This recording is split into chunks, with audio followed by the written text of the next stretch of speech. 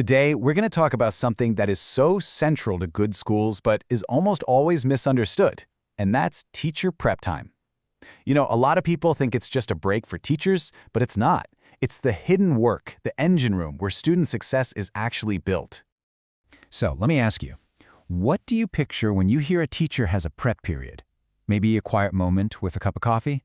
A chance to finally catch their breath? I get it, that's the common image. But the reality? Oh, it's so much more complex.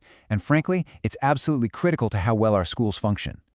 So let's just get this straight right from the top. Prep time is work time, period.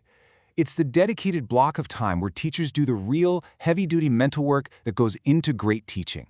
That amazing lesson you see in the classroom, it was designed, built, and refined right here during prep. Okay, so let's dig into why this time is so incredibly important. Because we're not just talking about making photocopies here, we're talking about the art of taking a curriculum, which is just a document, and turning it into a living, breathing learning experience for 20 or 30 unique kids. Education advocate Kareem Weaver just hits the nail on the head with this. He says a curriculum is basically just a list of ingredients, but prep time? That's what lets a teacher become a master chef. It lets them use their expertise, their artistry, as he calls it, to mix those ingredients in a way that actually feeds a child's mind. Without that time, you're just handing out recipe cards. And think about what modern teaching demands. It is so much more than planning one lesson for the whole class. Teachers have to be data analysts, instructional designers, and strategists all rolled into one. They're looking at student data to figure out who needs extra help. They're creating different activities for different learning styles. And they're trying to figure out where a kid might get stuck and how to help them ahead of time. This is really high-level intellectual work, and it all has to happen during prep.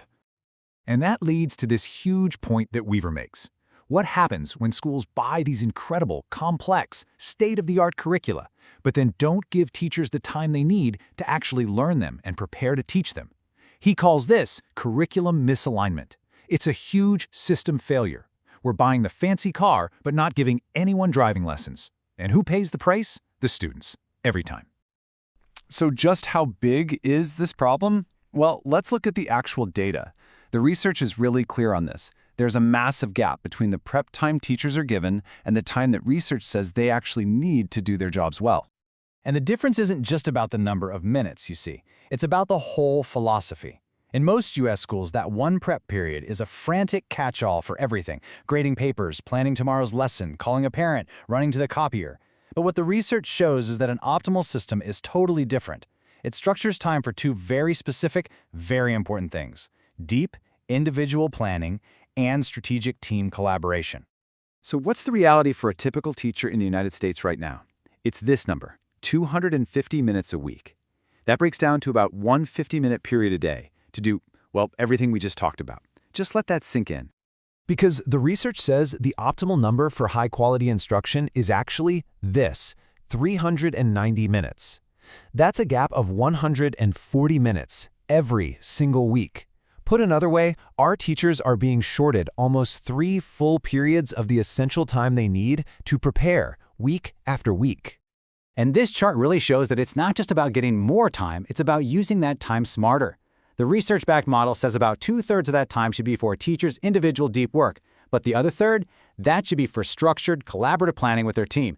That's where they can look at student work together, share what's working, and that kind of collaboration has a direct positive impact on how well kids learn. Okay, those national numbers are pretty jarring. But what does this problem actually look like on the ground for real teachers and real students? Well, let's zoom in on a case study from Hartford Public Schools in Connecticut, where this national issue becomes very, very local. So a teacher in Hartford, Alicia Morales, actually conducted her own action research study. She wanted to know exactly how this prep time gap was affecting her school, her coworkers, and their students. Now, this is powerful, right? This isn't some outside consultant. This is a voice from inside the classroom, bringing the hard data. And what she found is it's staggering.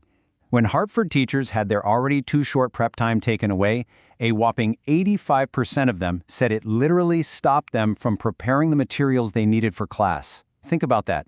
No worksheets, no activities, no hands-on stuff. And 61% said it flat out got in the way of them even planning the lesson in the first place. That's a direct blow to the quality of teaching. So, where is all this precious time going? Well, her research showed it wasn't for personal stuff. The top culprits were all systemic problems. Teachers getting pulled into last-minute required meetings, having to cover other classes because of staff shortages, and just drowning in administrative tasks.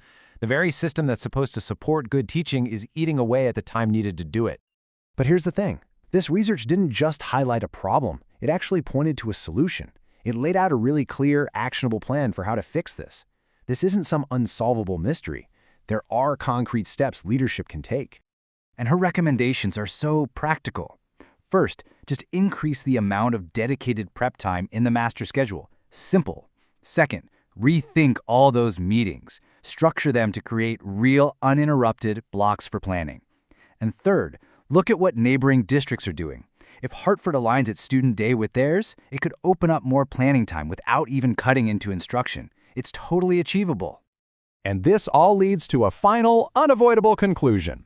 Fixing this prep time crisis isn't just about being nice to teachers or making their lives a little easier. It is a direct, non-negotiable investment in the quality of education that our children get every single day. I mean, this quote from the research summary just says it all, doesn't it? It's a simple, powerful equation. When we give teachers the time they need to prepare, we give our students the best chance to succeed. You get more engaging lessons, you get better managed classrooms, and you get higher achievement. The conclusion is just inescapable. Supporting our teachers is how we support our students. And so we're left with a final question for school leaders, not just in Hartford, but everywhere. The research is crystal clear. The path forward is laid out.